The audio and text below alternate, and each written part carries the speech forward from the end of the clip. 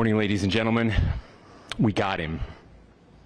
On the evening of September 11th, a family member of Tyler Robinson reached out to a family friend who contacted the Washington County Sheriff's Office with information that Robinson had confessed to them or implied that he had committed the incident. This information was relayed to the Utah County Sheriff's Office and scene investigators at Utah Valley University. This information was also conveyed to the FBI.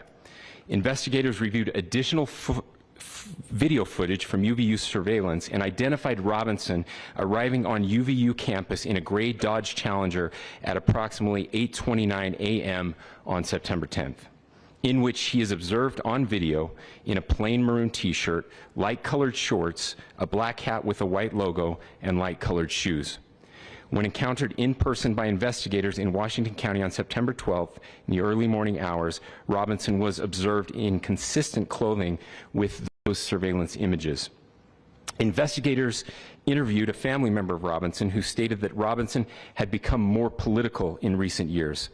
The family member referenced a recent incident in which Robinson came to dinner prior to September 10th, and in the conversation with another family member, Robinson mentioned Charlie Kirk was coming to UVU. They talked about why they didn't like him and the viewpoints that he had. The family member also stated Kirk was full of hate and spreading hate. The family member also confirmed Robinson had a gray Dodge Challenger. Investigators identified an individual as the roommate of Robinson. Investigators interviewed that roommate, who stated that his roommate, referring to Robinson, made a joke on Discord. Investigators asked if he would show them the messages on Discord. He opened it and showed several messages to investigators and allowed investigators to take photos of the screen as each message was shown by Robinson's roommate. These photos consisted of various messages, including content of messages between the phone contact named Tyler with an emoji icon and Robinson's roommate's device. The content of these messages included messages affiliated with the contact Tyler, stating a need to retrieve a rifle from a drop point, leaving the rifle in a bush, messages related to visually watching the area where a rifle was left, and a message referring to having left the rifle wrapped in a towel. The messages also refer to engraving bullets and a mention of a scope and the rifle being unique. Messages from the contact Tyler also mentioned that he had changed outfits. I know there's been speculation as well as to the writing on those casings, those bullet casings, and I believe we have that as well. And I will share that with you now.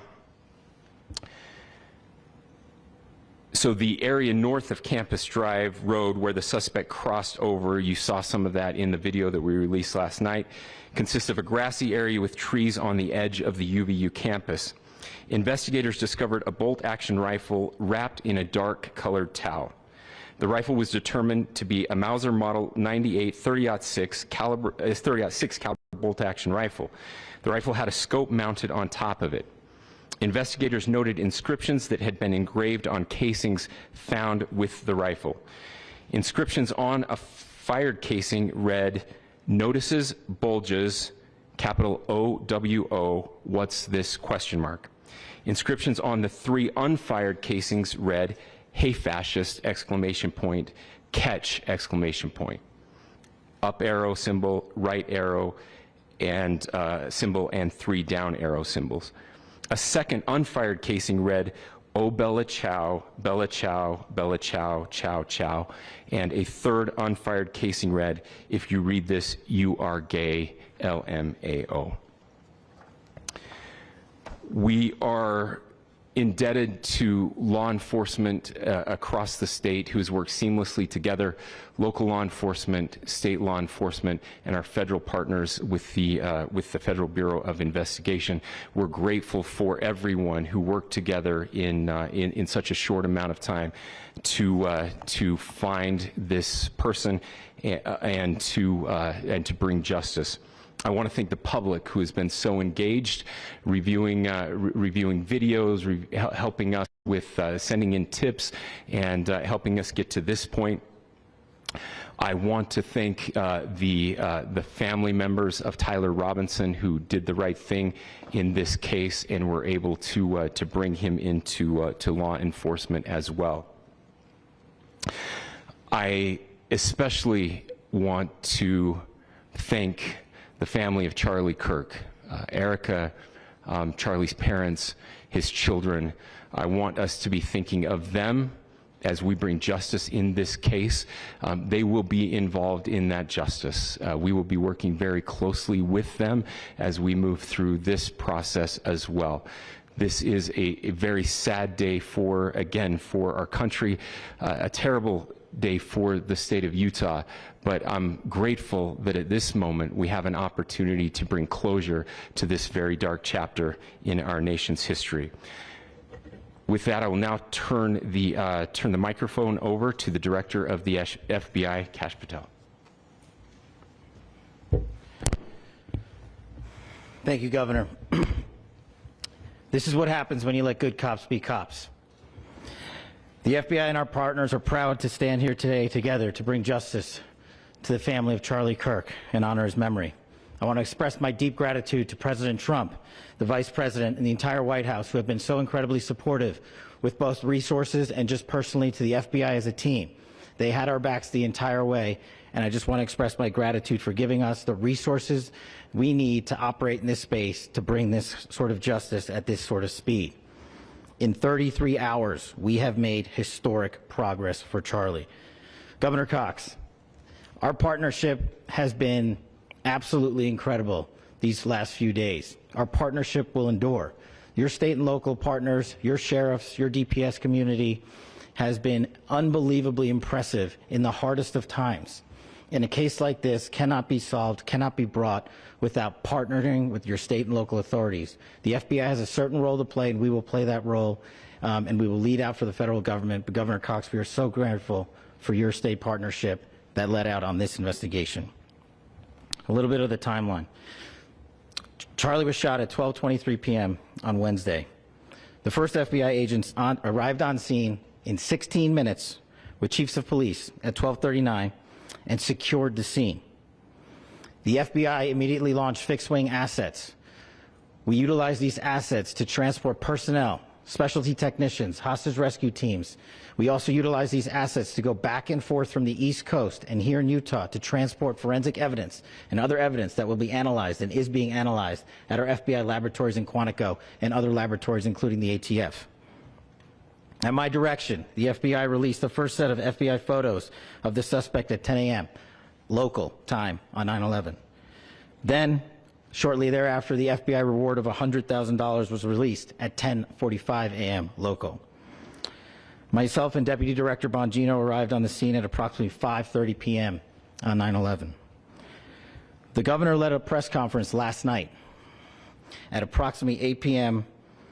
where at my direction the FBI released a never-before-seen video of the suspect.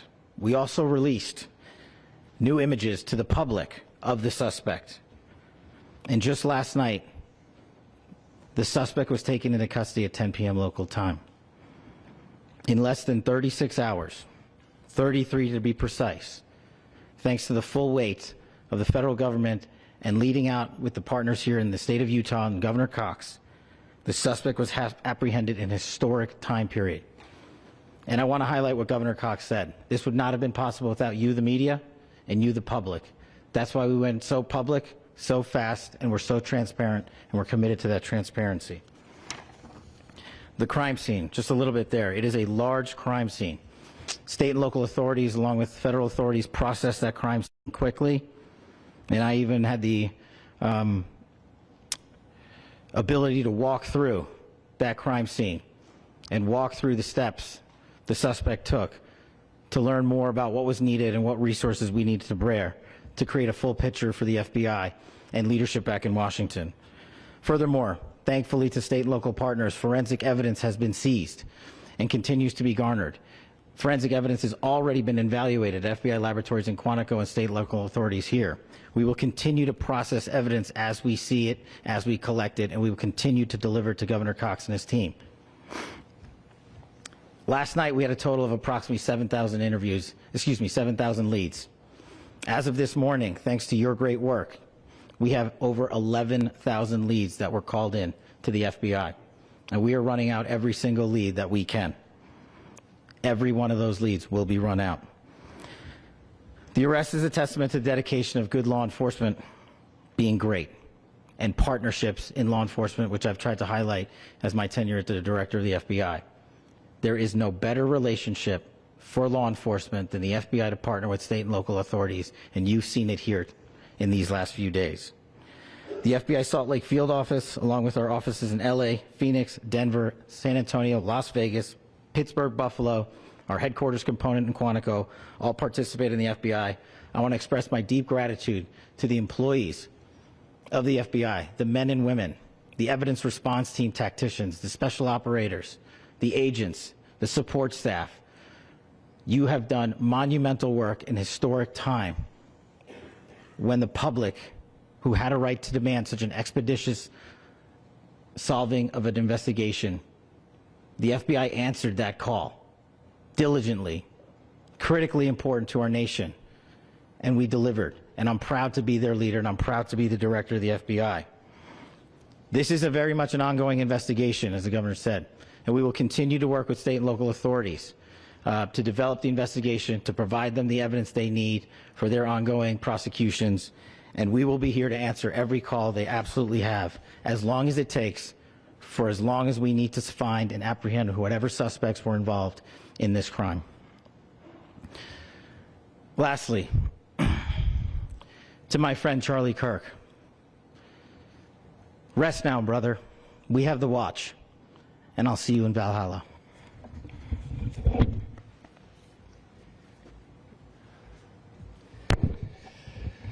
Thank you, and good morning. I would just like to take a few minutes as the sheriff to express my gratitude for everybody who has played a part in this investigation. As you know, it's been a vast, a complicated, and a very, very fast-paced investigation. You're looking at people standing up here who are running on, if they got an hour's sleep in the last couple of days, they're probably lucky. It has been very taxing. It has been so impressive, speaking on behalf of the local law enforcement, to see the cooperation that we've seen in this type of case. Across the state, sheriffs, chiefs, our state partners have stepped up and have come to the call on anything that we needed. Our county chiefs have been phenomenal. Our Utah County Attorney, Jeff Gray, who's standing up here with us, has been phenomenal in leading us through this investigation. I would like to thank the federal government for their resources, their assets. Our local team here, our FBI team, has been extraordinary in helping us work through this and bring this person to justice.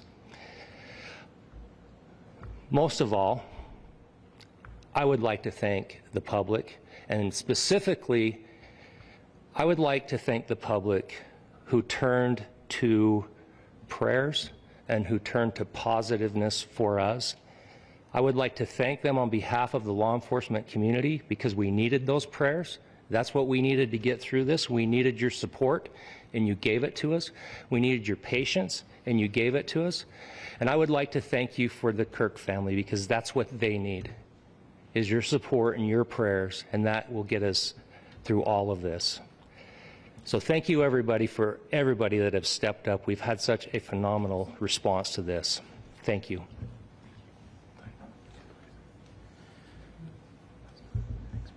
I also want to give a special thanks to the Attorney General and the Department of Justice. Their unwavering support and their commitment to justice is shown true here. And without AG Bondi and Deputy Attorney General Todd Blanche and the resources they brought to bear, we would not have been able to complete our mission. And I just want to say special thanks. It's an honor to be a part of the Department of Justice. Thank you again to our incredible law enforcement team who has worked so hard. Sheriff, I got a solid 90 minutes last night, so I'm probably the most well-rested person up here. Ladies and gentlemen, I get the microphone, so I hope you'll permit me a moment just to share a few more thoughts about where we are and how we got here, and maybe a little bit of where we go from here. I don't want to get too preachy, but I think it's important that we, with eyes wide open, understand what's happening in our country today. I've heard people say, well, why are we so invested in this? There's violence happening all across our country, and violence is tragic everywhere, and every life taken is a child of God who deserves our love and respect and dignity. This is certainly about the tragic death, political assassination of Charlie Kirk. But it is also much bigger than an attack on an individual. It is an attack on all of us. It is an attack on the American experiment. It is an attack on our ideals. This cuts to the very foundation of who we are, of who we have been, and who we could be in better times. Political violence is different than any other type of violence for lots of different reasons. One, because in the very act that Charlie championed of expression, that freedom of expression that is enshrined in our founding documents, in having his life taken in that very act, makes it more difficult for people to feel like they can share their ideas, that they can speak freely. We will never be able to solve all the other problems, including the violence problems that people are worried about, if we can't have a clash of ideas safely and securely. Even, especially those ideas with which you disagree. That's why this matters so much. Over the last 48 hours, I have been as angry as I have ever been, as sad as I have ever been. And it was, as anger pushed me to the brink, it was actually Charlie's words that pulled me back. I'd like to share some of those. And specifically right now, if I could, I need to talk to the young people in our state, in my state, and all across the country. As President Trump reminded me, he said, you know who really loved Charlie? The youths. And he's right. Young people loved Charlie, and young people hated Charlie. And Charlie went into those places anyway. And these are the words that have helped me. Charlie said, when people stop talking, that's when you get violence. He said, the weak can never forgive. Forgiveness is the attribute of the strong. The only way out of the labyrinth of suffering is to forgive. Welcome without judgment, love without condition, forgive without limit. He said, always forgive your enemies. Nothing annoys them so much. A few months ago, I referenced this last night, Charlie posted to social media, when things are moving very fast and people are losing their minds, it's important to stay grounded. Turn off your phone, read scripture, spend time with friends, and remember, internet fury is not real life. It's going to be okay. He again said, when you stop having a human connection with someone you disagree with, it becomes a lot easier to commit violence. He said, what we as a culture have to get back to is being able to have a reasonable agreement, where violence is not an option. Now, again, to my young friends out there, you are inheriting a country where politics feels like rage. It feels like rage is the only option. But through those words, we have a reminder that we can choose a different path. Your generation has an opportunity to build a culture that is very different than what we are suffering through right now. Not by pretending differences don't matter, but by embracing our differences and having those hard conversations. I think we need more moral clarity right now. I hear all the time that words are violence. Words are not violence. Violence is violence. And there is one person responsible for what happened here. And that person is now in custody and will be charged soon and will be held accountable.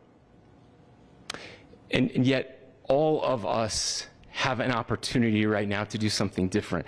I want to thank my fellow Utahns. You know, this bad stuff happens. For 33 hours, I was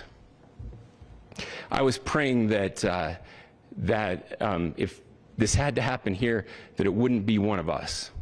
That somebody drove from another state, somebody came from another country. Sadly, that prayer was not answered the way I had hoped for, just because I thought it would make it easier on us if we could just say, hey, we don't do that here. And indeed, Utah is a special place. We lead the nation in charitable giving. We lead the nation in service every year. But it did happen here. And it was one of us. But I want you to look at how Utahns reacted the last 2 nights. There was no rioting. There was no looting. There were no cars set on fire. There was no violence. There were vigils and prayers and people coming together to share the humanity. And that, ladies and gentlemen, I believe is the answer to this. We can return violence with violence. We can return hate with hate. And that's the problem with political violence, is it metastasizes. Because we can always point the finger at the other side. And at some point, we have to find an off-ramp, or it's going to get much, much worse. But see, these are choices that we can make. History will dictate if this is a turning point for our country. But every single one of us gets to choose right now if this is a turning point for us. We get to make decisions. We have our agency. And I desperately call on every American, Republican, Democrat, liberal, progressive, conservative, MAGA, all of us to please, please, please follow what Charlie taught me. I'll just conclude with words I share often from a friend, an author Yuval Levin, who was asked if he was optimistic about our country. And he said, I'm not optimistic. He said, I hate optimism. Like, that sounds bad. But he said, optimism is a vice. It's this idea that good things are just going to happen. And he said, in the history of the world, good things have never just happened. He says, I'm not optimistic, but I am hopeful. And hope is the virtue that sits between the vices of optimism and pessimism.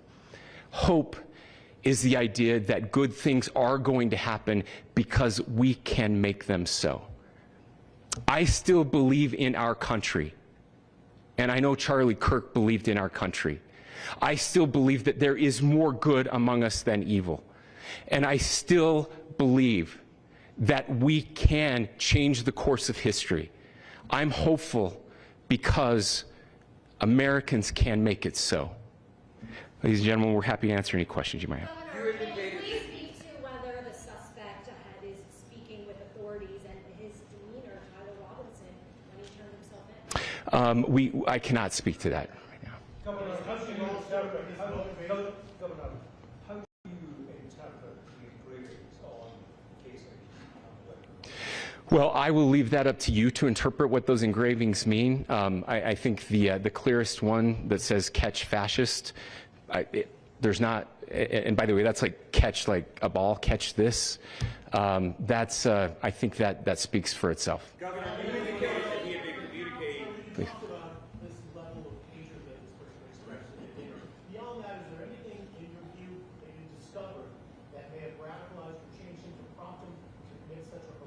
There's nothing more that we can share at this time. Governor, Yeah, you indicated that he had been communicating with a friend on Discord about the gun. Do you anticipate any more arrests? We do not at this time have any information that would lead to any additional arrests. Do you believe he acted alone? Yes, but the investigation is ongoing. How he came into custody of police and where he is right now? Yes, so right now, Mr. Robinson has been booked into the Utah County Jail. You heard the president this morning report that he was taken into custody, that his family and a friend helped to deliver him into custody of law enforcement in Washington County. For those of you that don't know where Washington County is, it is the southernmost, southwesternmost part of the state of Utah. It's about a 3.5 to 4 hour drive from here, where we are right now, and that's where he lived and where they turned him in. Please, I'll go here. I can't share any more than what I've already shared. Yeah.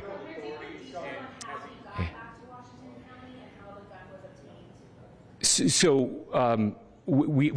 how we obtained the gun was found here. So I don't have much more details on that. We do know that he drove. We had his car here on campus, and then we had his car going south back to the St. George. It's actually the city of Washington in Washington County. Is he talking with authorities and did he discuss a motive? I'm sorry? We don't have any information that would lead us to believe that. Yes, in fact, it was just released. Yes. Talking with authorities and did he discuss a motive? I can't answer that right now. Yeah, thank you. Over here.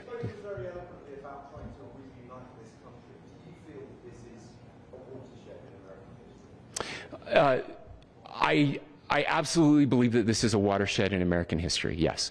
The question is, what kind of watershed? And that chapter remains to be written. Is this the end of a dark chapter in our history, or the beginning of a darker chapter in our history?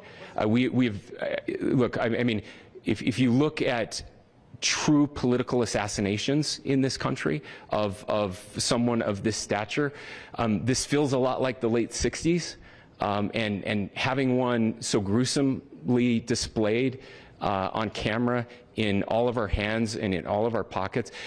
We are not wired as human beings biologically, historically. We have not evolved in a way that we are capable of processing those types of violent imagery. And by the way, we've seen another one with a gruesome stabbing very recently that went viral. This is not good for us. It is not good to consume. Social media is a cancer on our society right now. And I would encourage, again, I would encourage people to log off, turn off, touch grass, hug a family member, go out and do good in your community.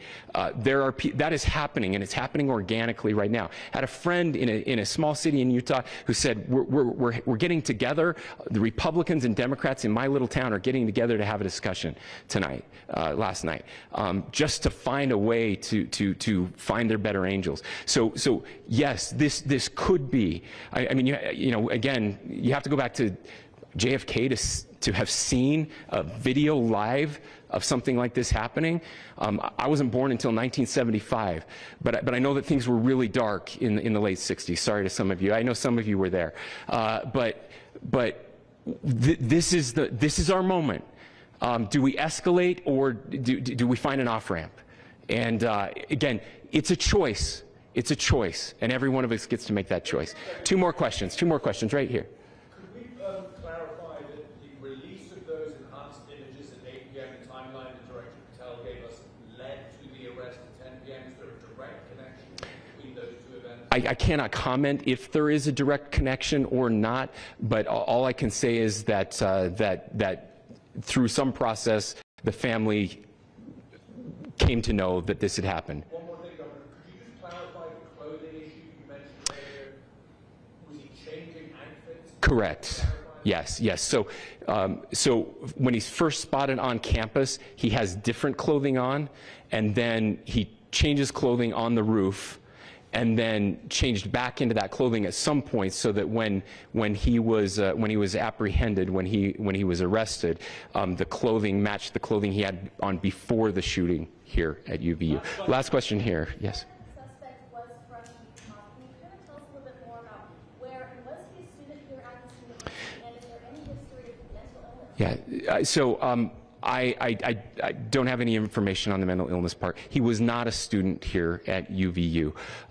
He was living and had lived for a long time with his family in Washington County, in the southernmost part of our state. Thank you, everyone, for your great work in getting this information out. I will just say, process-wise, this may be important. I know many of you aren't familiar with the process in Utah. I think it's important that you understand that.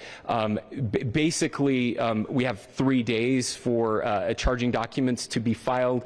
A CI will be filed. We'll have more information then, more detailed information, as those charging documents are filed in preparation for a preliminary hearing. So 3 days. So we would anticipate then that early next week those charging documents will be filed. We will obviously be working. The county attorney will be working very closely with Mr. Kirk's family as those documents and decisions are prepared and made. Thanks, everyone.